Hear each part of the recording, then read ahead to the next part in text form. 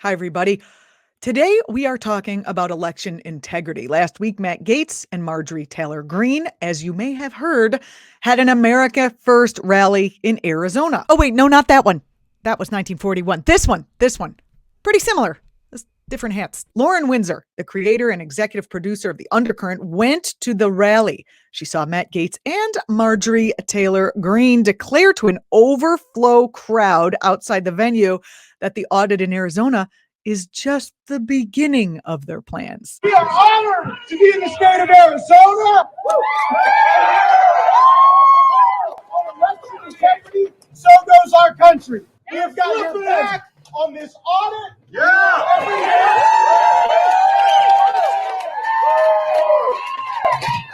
And it's our expectation that Arizona will be the launchpad to election integrity.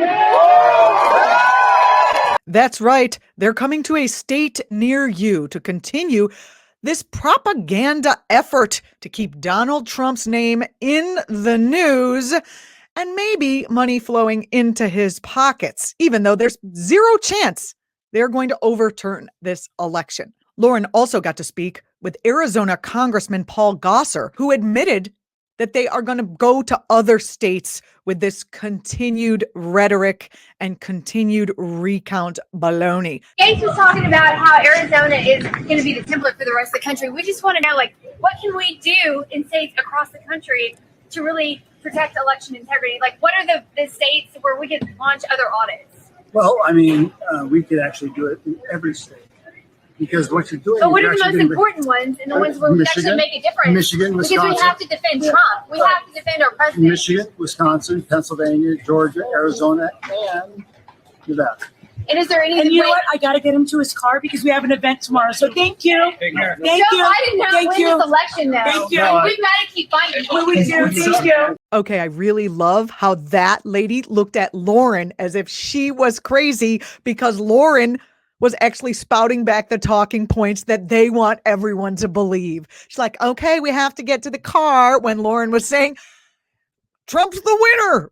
We have to protect our president. She's like, he's got to go. He's got to go, you crazy nut. You crazy nut with a mouthful of our talking points that we want you and America to believe. We got a chance to talk to Lauren. Check it out. Hey, Lauren, thanks so much for joining me today. Thanks. I'm happy to be here with you, Juliana. Let me ask you first, how much of this effort do you believe is purely for creating fodder for the right-wing fascist news outlets for the purposes of continuing to brainwash and propagandize against the Biden administration? Well, I think it's useful on a number of levels, further polarizing the rhetoric. You're exciting the base, getting them pumped up for 2022, bolstering your fundraising efforts. It's not so much about changing the outcome of 2020 at this point, but it's definitely about continuing to stay relevant, continuing to get money. But I think it's repelling a certain, amount of the electorate, the more rational, moderate Republicans, and really, exciting that hardcore base that, thinks that something can be done to rectify the stolen election. They think that the election was stolen. So. Well, yeah. Well, they have right-wing news networks telling them that over and over. And you said that you believe, in addition to the further polarization of the discourse, that this is laying groundwork for bolder transgressions in 2020. What do you see coming on the horizon after having attended an event like this? Well, there's Republicans who support the insurrection, support the big lie, that are running for office in positions that would have oversight over elections. And so, we may get to a point where you just see that Republican election board certifiers don't certify Democratic wins.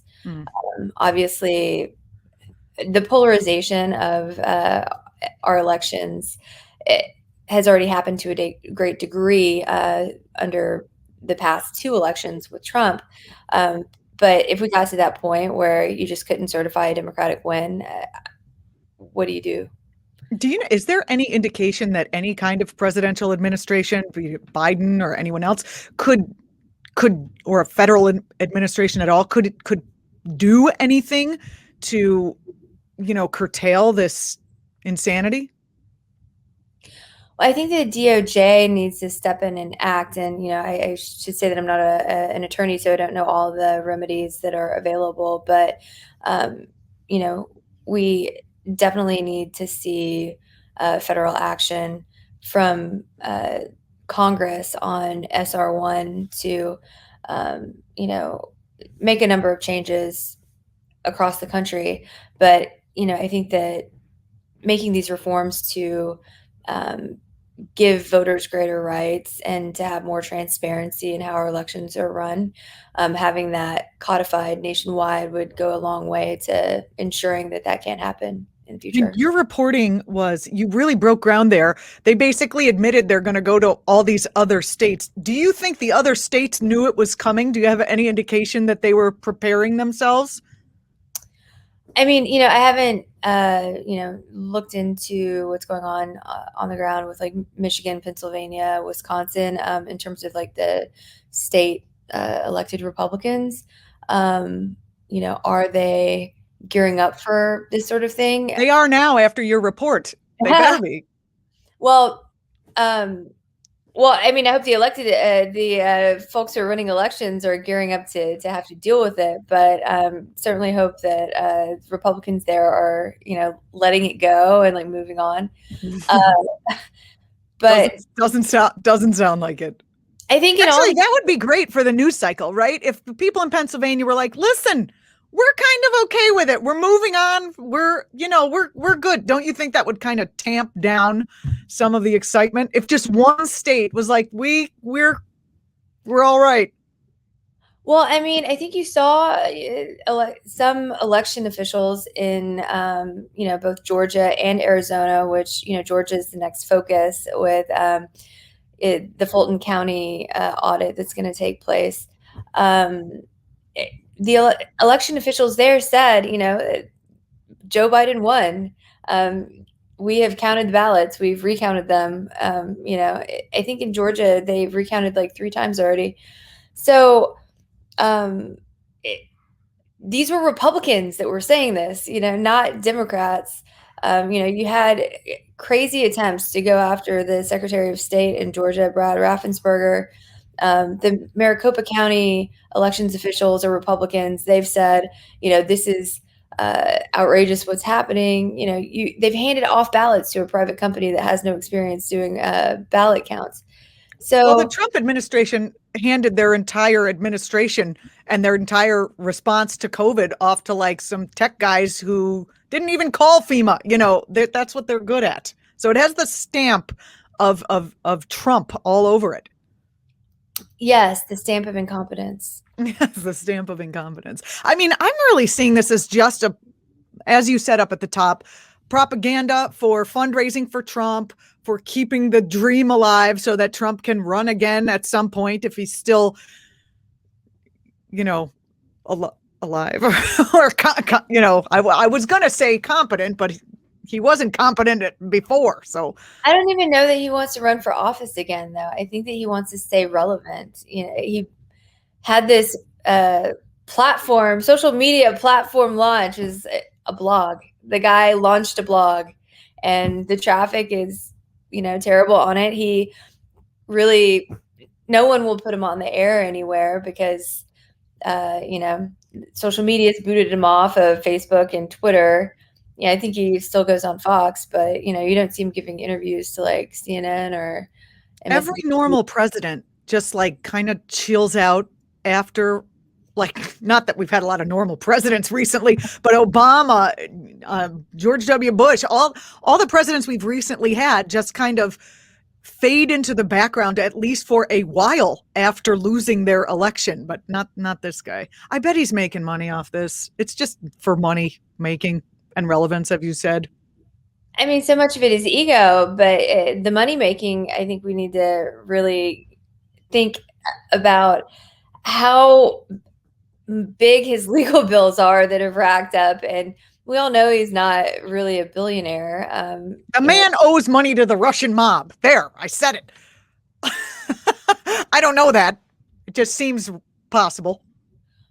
I won't comment on that because I don't know about his finances with the Russian mob, but for sure, like to his attorneys that he's, not paid. Rudy Giuliani, think about it. They were saying Rudy Giuliani $20,000 a day. You remember that controversy? Yeah. And we all know that Rudy Giuliani didn't get paid $20,000 a day. Yeah. But how expensive can that legal bill be when you're fighting it from all sides? I mean, there's so many different probes going on right now. So I want to thank you for covering this story live. When I was in the Fox News building, just the vibe there, I was actually in the elevator with Rudy Giuliani and some of the architects of, say, any number of horrible catastrophes, the Iraq War, different things. The vibe, it was horrendous. So how did you deal with the revolting nature of the event and being face to face with an alleged child sex trafficker? Well, I mean, I was doing this all in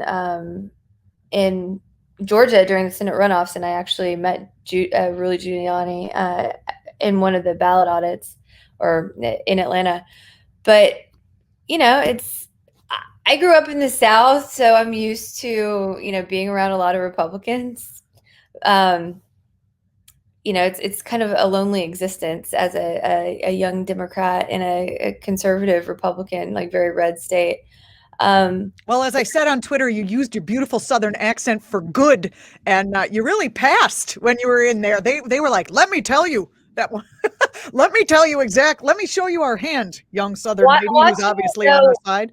Watching the clips, though, I listen to my voice, and it sounds so over the top that, I'm like, I grew up in the South, and I don't know. I feel like I would have heard that and been like, sounds a little too much, but I don't know how much time you spend in the South, so. I loved it. Well, thank you so much for doing this work. I'd like to ask you what your next thing is, but I don't want to give it away in case any right-wing folks are watching this program. Well, I can assure you we will continue to be chasing the election integrity beat. Excellent. It's very important. We're speaking, obviously, with Lauren Windsor, creative and executive producer of the political reporting web show, The Undercurrent, which we just watched a little bit of, and also a Project Veritas Exposed. She's a partner at Democracy Partners and Mike Lux Media. Thank you so much, Lauren, and thanks for the job that you did. Thanks, Juliana. Hey, follow Lauren on Twitter to get the videos and all the other great stuff she puts there at LA Windsor, WINDSOR. And you can like The Undercurrent on Facebook until Facebook figures out what a great job you're doing and throws you off. Hey, everybody, don't forget to follow act.tv right here on YouTube. You can also follow me, Juliana Forlano, where I do more funny stuff over at Absurdity Today on my YouTube. Just Google it. It'll come up. Or you can follow me on the Twitters. And definitely follow Act TV on Twitter. And I hope you have a wonderful rest of the day.